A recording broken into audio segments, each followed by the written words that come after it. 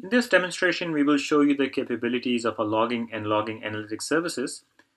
We'll begin at the enterprise dashboard. This is the custom dashboard that I've created, bringing together my most important applications, database servers, along with all its telemetry in one unified view. On the dashboard, we see an HTTP timeout in our eMedia application. Let's go see what's happening here. OCI makes it easy for me to generate alerts with direct integration with OCI monitoring and notifications.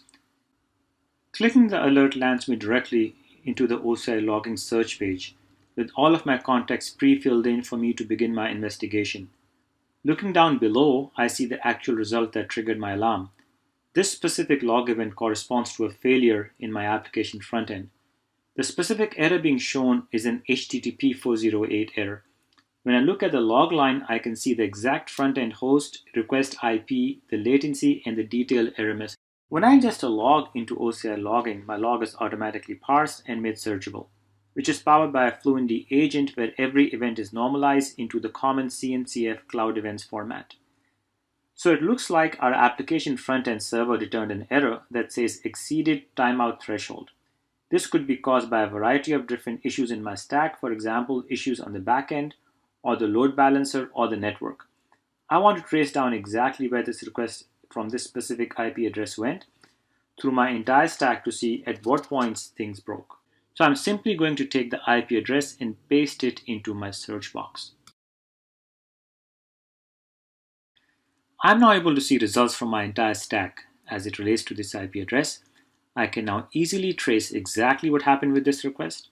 I see the request coming into the front-end machine, receiving that request, and the load balancer doing the assignment of that request to one of our load-balanced infrastructure components. Then I see a variety of network traffic that looks a little bit unusual going through the application and ultimately a back-end timeout. OCI logging allows us to easily integrate and visualize hundreds of thousands of log lines with just a few clicks. I want to drill into what's going on in my VCN4 logs. When I click on the Visualize tab, I can now see the aggregated count of every single inbound and outbound request across my entire network. It looks like there is an abnormal amount of traffic happening here, so I need to understand a little more about what's going on in my OCI network.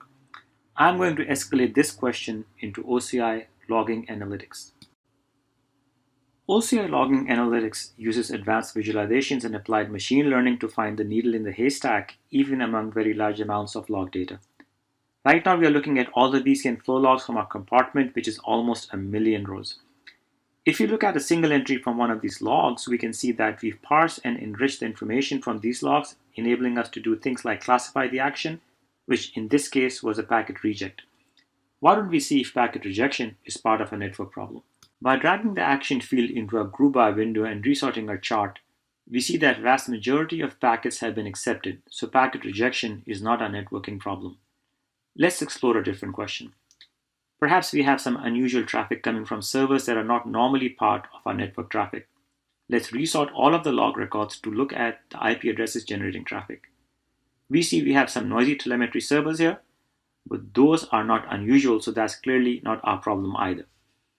We can further get a quick view of the trends in traffic from our servers by simply looking at another visualization, and we don't see anything unusual in that trend charts either.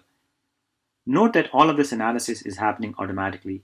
We have many other out-of-the-box visualizations available, which we can put into a dashboard like this one. But let's get back to our troubleshooting scenario. We saw the problems were not packet rejection and were not unusual traffic from our public servers. So let's use some machine learning to search for one-time anomalies.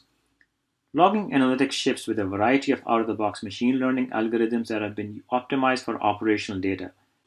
We are looking at the output of a link analysis, which automatically stitches together the data. This table shows a summary of network traffic from each source to each destination over a period of time. And you can even see the type of traffic that has been automatically inferred from the log data. Now we've still got 600,000 rows of logs, which is too much.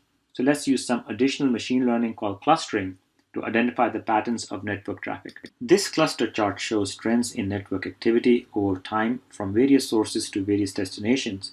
with the size of bubble indicating the amount of data being transferred. I'm going to refactor the data by total bytes transferred and eliminate the small transfers. And what I will ultimately see is the needle in the haystack cause of our problem, which is a large data transfer from an MP4 file from a web server called Collab Server 1. We can then drill in and quickly see the exact two file transfers that caused the network problem. You'll notice that all of these complex queries are being created automatically, but of course, you could use our query language to write all this stuff manually if you choose. It's now clear that network contention caused what at first appeared to be a set of application errors. So what we have seen here is how logging and log analytics can help you quickly and easily aggregate and search logs and use machine learning and analytics capabilities to do problem diagnostics without requiring you to be a data scientist or even have deep domain knowledge about the logs you are analyzing.